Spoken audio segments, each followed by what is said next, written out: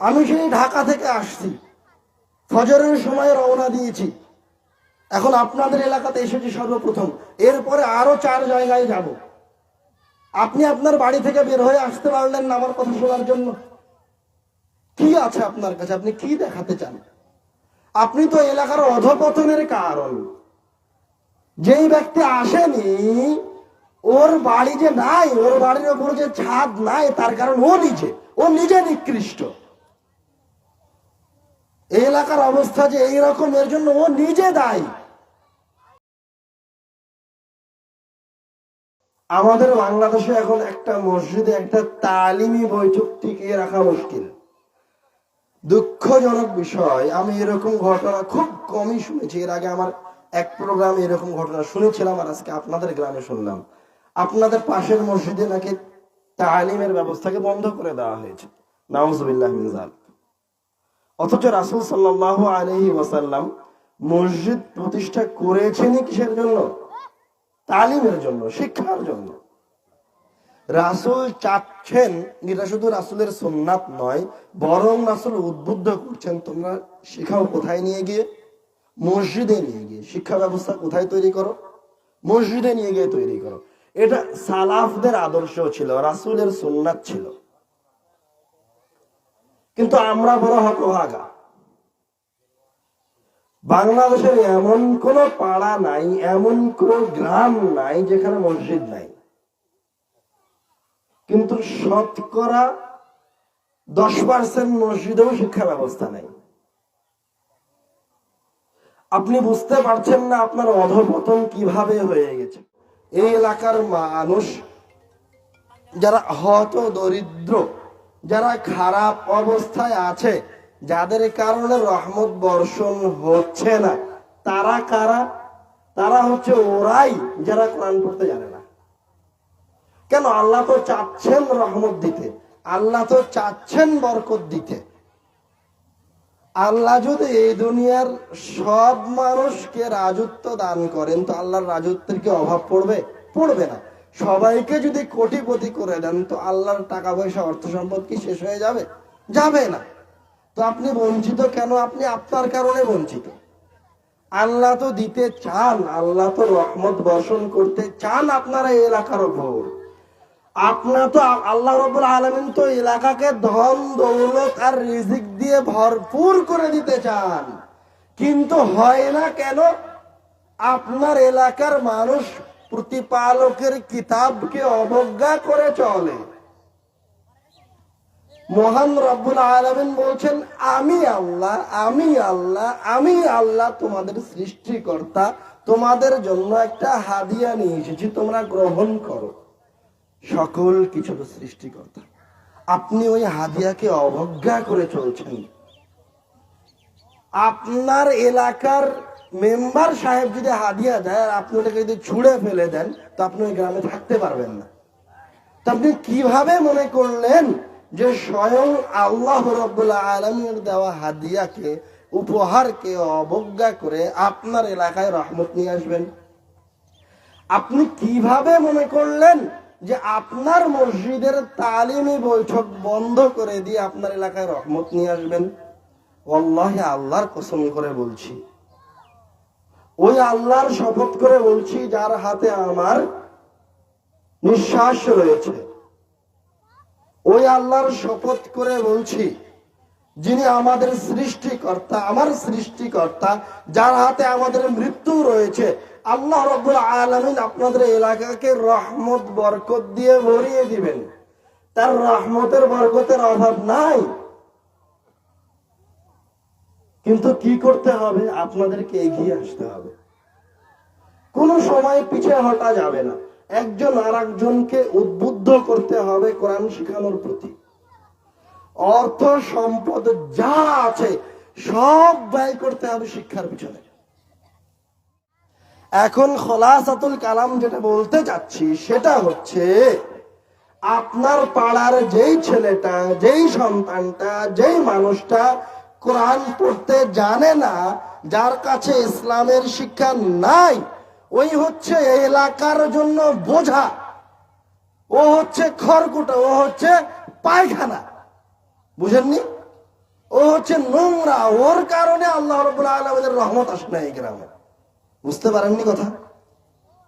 যার কারণে মসজিদের বৈঠক বন্ধ হয়ে গেছে, যার কারণে মক্তব বন্ধ হয়ে গেছে, ও হচ্ছে আপনাদের এই এলাকা থেকে রহমত উঠে যাওয়ার কারণ।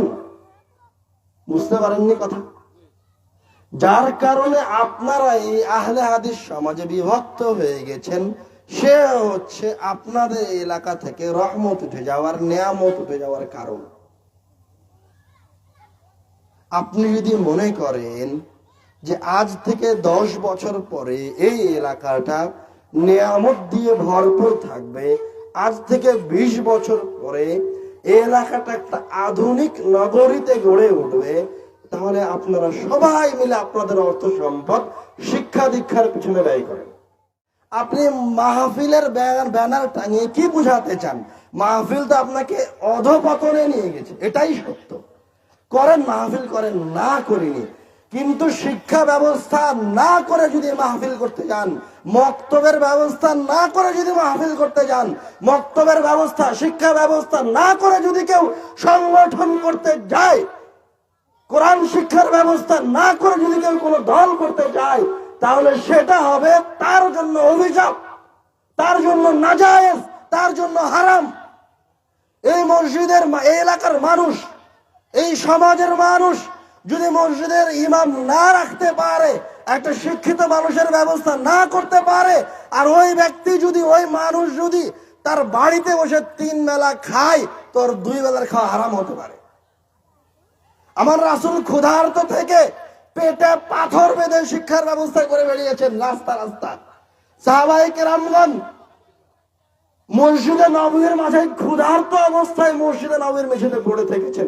কিসের জন্য? শিক্ষা দীক্ষার জন্য। আপনি কি দেখাতে চান? এই এলাকা, এই পাড়া সম্পূর্ণ আহলে হাদিসদের এলাকা, আহলে হাদিসদের পাড়া। আপনি কিভাবে দুটো সমাজে বিভক্ত হলেন? নাউজুবিল্লাহ মিন যালিক। আপনাদের ঈমান নাই, আপনারা মুসলমান না। আমি সেই ঢাকা থেকে আসছি, ফজরের সময় রওনা দিয়েছি, এখন আপনাদের এলাকাতে এসেছি সর্বপ্রথম, এরপরে আরো 4 জায়গায় যাব। আপনি আপনার বাড়ি থেকে বের হয়ে আসতে পারলেন না আমার কথা শোনার জন্য? কি আছে আপনার কাছে? আপনি কি দেখাতে চান? আপনি তো এলাকার অধপতনের কারণ। যেই ব্যক্তি আসেনি, ওর বাড়ি যে নাই, ওর বাড়ির উপর যে ছাদ নাই, তার কারণ ও নিজে নিকৃষ্ট। এই এলাকার অবস্থা যে এইরকম, এর জন্য ও নিজে দায়ী। এই এলাকার মানুষকে ঘুরে দাঁড়াতে হবে, জনগণকে ঘুরে দাঁড়াতে হবে, জনমত তৈরি করতে হবে। এই এলাকায় আপনি দুর্গ তৈরি করবেন, আর একজন এসে আপনার এলাকায় কিসের সভাপতি বানাতে চায়? আপনার এলাকায় কেন দ্বিখণ্ডিত করলো? আপনারা সবাই মিলে একটা সমাজ গড়বেন, আপনারা সবাই মিলে একটা মসজিদ করবেন, সেই মসজিদে জীবন বাজি রেখে শিক্ষা ব্যবস্থা চালু রাখবেন। করবেন না? করবেন না বলেন? পারবেন তো? সবার কিন্তু ঈমানি দায়িত্ব, অবশ্যই জীবন বাজি রেখে করতে হবে। সমাজের মানুষ একসাথে হয়ে, একতাবদ্ধ হয়ে হতে হবে, দিয়ে একটা মসজিদ পরিচালনা করতে হবে। অর্থ সম্পদ যা আছে সব শিক্ষার পিছনে ব্যয় করতে হবে। যদি মসজিদ বানানো না যায়, তো এরকম খড়ে কোটা বিছানো থাকবে, ওখানে 5 ওয়াক্ত সালাত হবে, আর ওখানে শিক্ষার ব্যবস্থা থাকবে। মসজিদে টাইলসের দরকার নাই, আগে কিসের দরকার? শিক্ষার দরকার।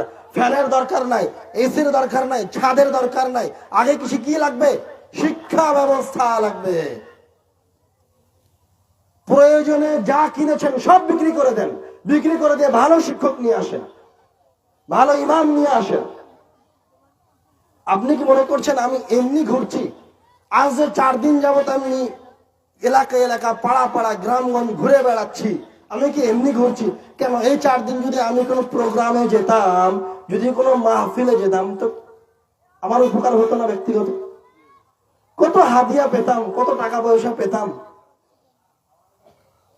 আর আমি তো আপনার এখানে এসে যে আপনার গ্রাম গ্রাম ঘুরছি আমার নিজের টাকা খরচ করে। আমি তো আপনাকে ভালোবাসি, এই এলাকাকে ভালোবাসি, এদেশের মানুষকে ভালোবাসি। আপনাকে ভালোবাসি বলেই আপনার গ্রামে এসেছি, আপনার কাছে এসেছি। আপনি মূল্যায়ন করার চেষ্টা করেন। আপনার কাছে আমি টাকা পয়সা চাই না, আপনার কাছে হাদিয়া চাই না। আপনাকে আমি এই কথা বলার জন্য এসেছি, আপনি আমার একজন মুসলমান ভাই। আপনি ভিক্ষুকের মতো ঘুরিয়েন না। 47 বছর আপনি ভিক্ষুক হয়ে ঘুরছেন দাঁড়ে দাঁড়ে। আমি আপনাকে স্বয়ং সম্পূর্ণ করতে চাই। আমি আপনার মাথাকে নত দেখতে চাই না, আপনাকে ভিক্ষুক দেখতে চাই না। আমি এটা চাই না যে আমার একজন মুসলমান ভাইকে, আমার একজন আহলুল হাদিস ভাইকে কেউ পায়ের নিচে রাখুক, এটা আমি চাই না। এই জন্য আপনাদের দাঁড়ে দাঁড়ে ঘুরছি, আপনারা মূল্যায়ন করার চেষ্টা করুন। অবশ্যই অবশ্যই যে কোনো মূল্যে এলাকার মানুষকে ঐক্যবদ্ধ হতে হবে ইনশাআল্লাহ।